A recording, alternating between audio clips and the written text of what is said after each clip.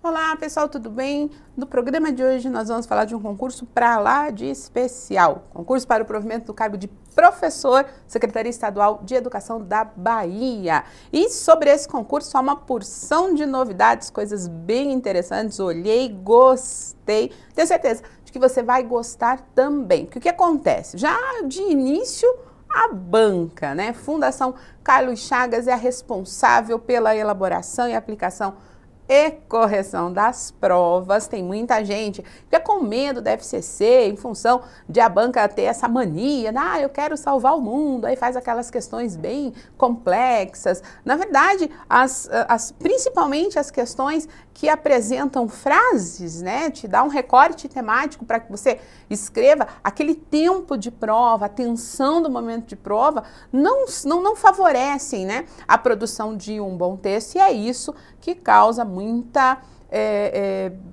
receio em relação às pessoas que vão participar de um concurso elaborado pela banca. Mas não se preocupe, para o seu concurso a prova já está bem direcionadinha, tem novidade, não é uma redação, mas sim serão 3 questões discursivas a serem atendidas por você, e cada uma dessas questões com um valor e um direcionamento já estabelecido pelo edital. Vamos dar uma olhadinha então? Porque tem coisas importantes que nós precisamos ver, né? Estamos aqui pensando na prova aí da Secretaria de Educação da Bahia, estado que mora no meu coração.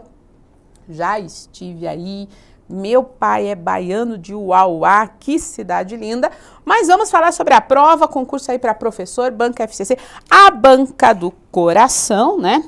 Tem muita gente que não gosta, eu gosto, a gente aprende a entender a FCC, né? Ela tenta te derrubar, mas aí você recebe uma boa orientação e passa por cima dela. A prova vai ser aplicada, prova discursiva, para todos os cargos. Existem vagas para professor de diferentes habilidades e também, habilitações, e também para coordenador pedagógico. O coordenador pedagógico vai fazer 2 redações, professor vai fazer 3, né?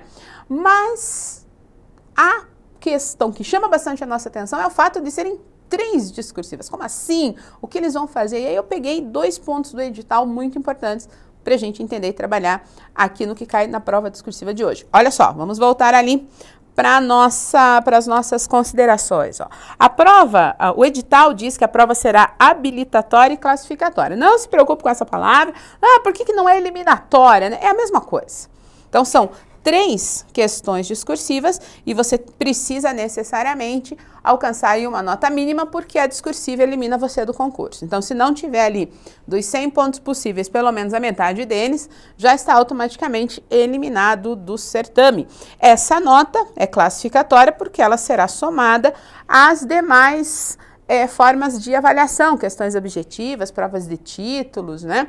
Então, tudo se soma para compor aí o score do candidato. Mas o edital, lá no seu item 11.1.7, traz uma informação bem legal para gente sobre a discursiva, sobre as discursivas, né? Então, ele diz o seguinte: para todos os cargos, disciplinas e núcleo territorial de educação, a prova discursiva constará de 3 questões, então, como já havia adiantado aqui para vocês, 3 questões, e versará sobre conteúdo programático constante no anexo 2 desse edital. O que isso significa? Que você já sabe qual é o conteúdo que pode ser cobrado nessa discursiva. Ele está lá, faz parte de cada um dos editais voltados às diferentes áreas de atuação.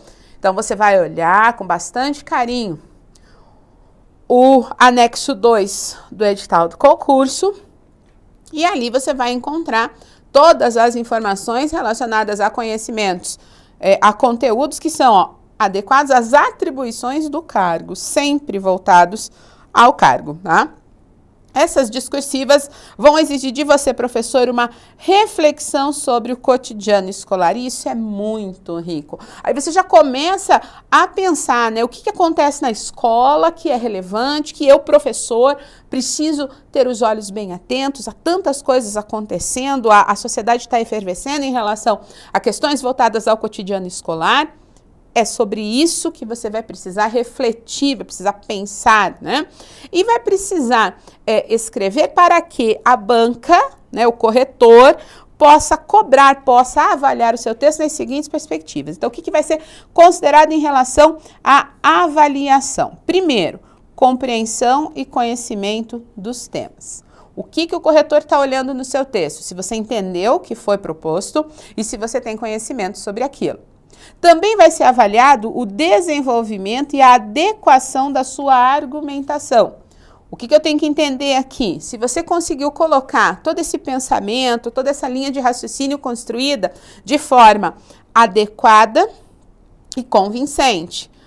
A correção também vai levar em conta a conexão e a pertinência daquilo que você escreveu. As informações, elas estão em continuidade, o que foi colocado realmente é pertinente, tem como ser atribuído validade ao texto, à resposta.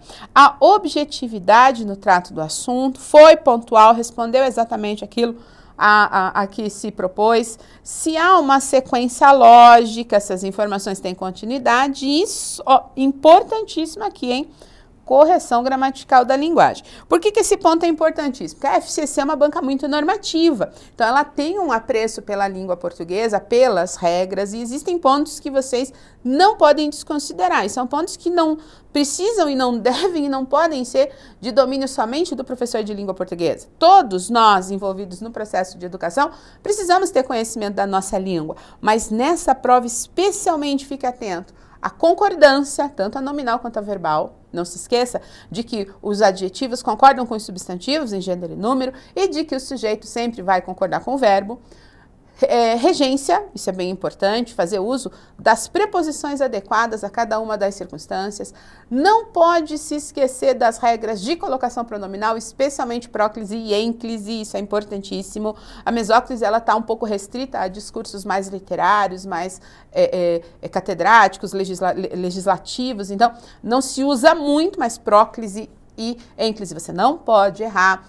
A crase, precisa saber usar a crase, não põe crase diante de verbo, não põe crase diante de palavra masculina.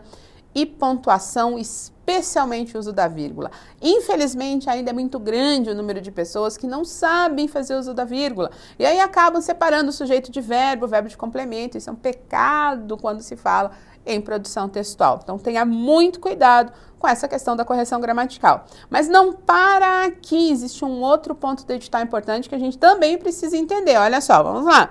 Além do 11.1.7, também tem o 11.1.8, muito importante para a gente entender essa discursiva, que vai justamente explicar o que serão essas três questões e que tipo de conteúdos cada uma delas vai abraçar, né? Então, na prova discursiva, a prova discursiva constará de uma questão que versará sobre o conteúdo de conhecimentos gerais, e aí 30 pontos para isso. Então, o que eu entendo por conhecimentos gerais? Questões voltadas à educação que se referem à totalidade, né, do corpo docente, sem necessariamente haver exigência de conhecimentos específicos.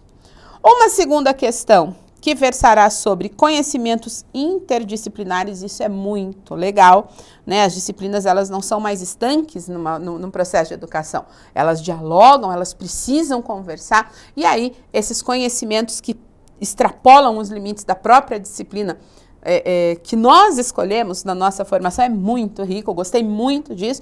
E uma terceira questão, cuja pontuação é maior, evidentemente, sobre conhecimentos específicos. Aí, se eu for fazer essa prova, por exemplo, sou professora de língua portuguesa, vou ter que me submeter a uma questão de conhecimentos gerais, uma questão de conhecimentos interdisciplinares, mas aí uma questão com uma pontuação maior de conhecimentos pertencentes, né, referentes à minha própria formação. Tudo isso está no anexo 2 do edital.